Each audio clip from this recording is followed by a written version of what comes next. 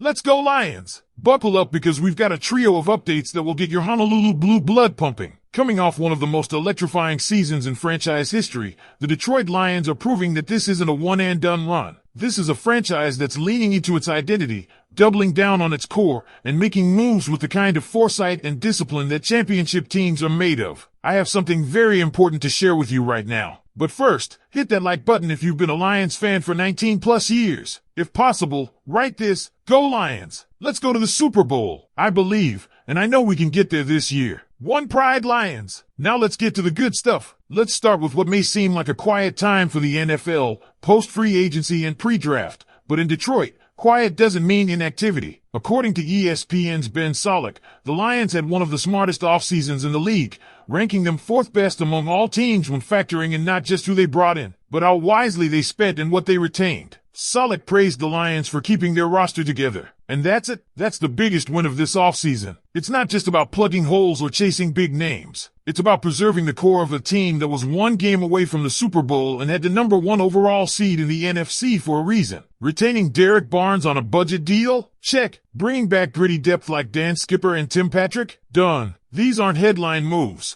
but they're the kind of foundational pieces that keep your locker room culture intact and your roster playoff ready. It's a subtle but critical part of roster building that often gets overlooked. Detroit didn't lose stars in free agency, and that's something that can't be overstated. Now, the quarterback room. Kyle Allen's signing sparked some questions, and yeah, the optics aren't exactly a vote of confidence in Hendon Hooker. It's fair to wonder what's going on behind the scenes. Is Hooker developing slower than expected? There hasn't been much buzz around him, and in today's NFL, you usually hear it when a young quarterback is cooking. Remember Patrick Mahomes? The whispers were loud and clear. With Hooker, it's radio silence. That doesn't mean he's out of the picture, but it sure feels like Jared Goff's backup spot isn't as solidified as some fans hoped. And then there's Aiden Hutchinson. If there was ever any doubt about his trajectory, that's evaporated. The man is a game wrecker. Even playing partial snaps, he's led the league in pressures and ranks among the top in sacks. His impact is visible on every snap. You can feel it. Opposing quarterbacks know if they don't get that ball out fast, Hutch is going to make them pay. That's the kind of player you build your defense around, and the Lions know it. The front office is expected to get ahead of the curve and ink Hutchinson to a mega extension before other edge rushers like Micah Parsons and TJ would reset the market. That's proactive front office work that separates the good teams from the great ones. The cap situation? Surprisingly healthy. Even with big contracts looming for young stars like Brian Branch, Sam LaPorta,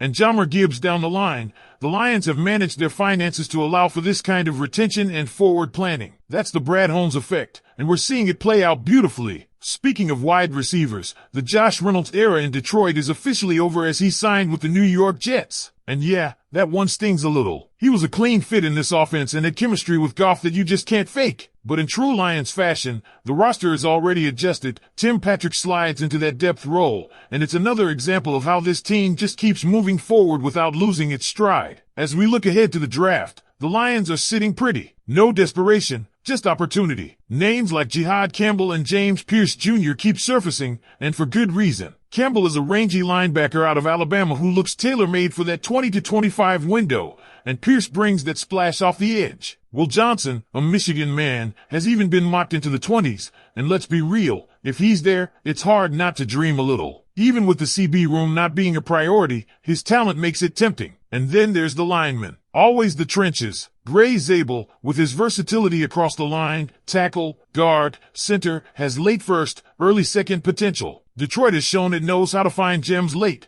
like they did last year with Colby Sorstel. Another sneaky value pickup like that could push this roster over the top. The theme here is clear. The Lions aren't just building, they're building the right way. Measured moves, smart money, continuity, depth, youth, star power, and maybe most importantly, an identity that's not just tough, it's cohesive. So now it's your turn, Lions fans. What do you make of it all? From Kyle Allen and Hendon Hooker to Hutchinson's future payday, from Josh Reynolds leaving to the draft prospects on deck, drop your thoughts in the comments. Who are you excited about? Who do you want the Lions to draft? Let's hear it. And let's not pretend the draft is some kind of Hail Mary for this team anymore. This isn't about fixing glaring weaknesses or hoping for miracle rookies to plug massive holes. This is about adding luxury picks, reinforcements, future stars to a roster that is already playing at a championship level. That's a completely different mindset than what Detroit fans have lived through for decades. Think about that. We're not desperate anymore. We're deliberate. Brad Holmes and Dan Campbell are looking at this upcoming draft with a calm, confident hand. They know they've built a war chest of talent through previous drafts. You've got foundational pieces like Penei Sewell, Amon-Ra St. Brown, Alan McNeil,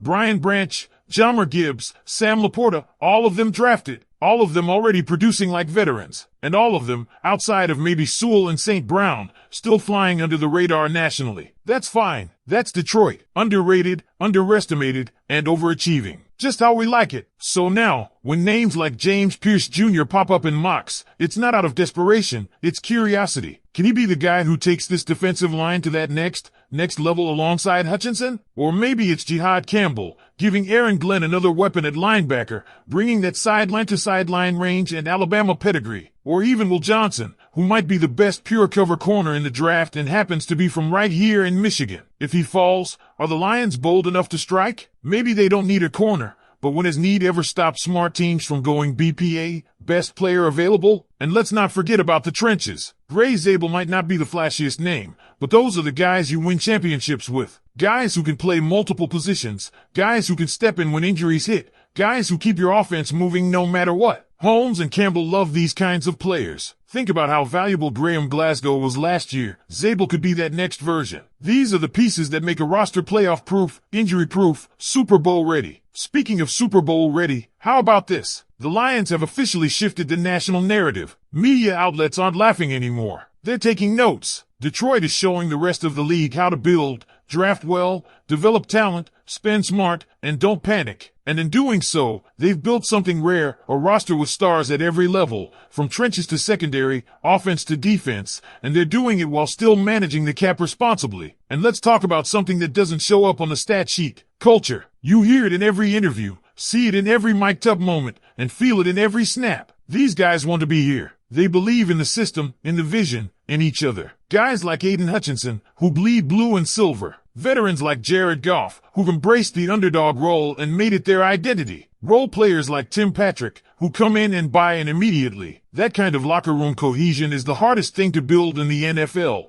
and it's also the most important. Because when the playoffs hit and the margin for error shrinks to nothing, it's not just talent that wins. It's belief. It's unity. It's grit. So I want to hear from you. What do you make of this new era? Do you believe in Hendon Hooker's future, or has Kyle Allen's signing raised some flags for you? Who's your draft crush this year? Are you dreaming of James Pierce Jr. coming off the edge, or is Will Johnson in the Honolulu Blue too good to pass up? And what do you make of Josh Reynolds heading to the Jets? Was that a missed opportunity, or have we already upgraded? Let me know in the comments below. Hit that like if you're fired up about this Lions offseason, and don't forget to subscribe. The draft is just weeks away, and trust me, we're just getting started.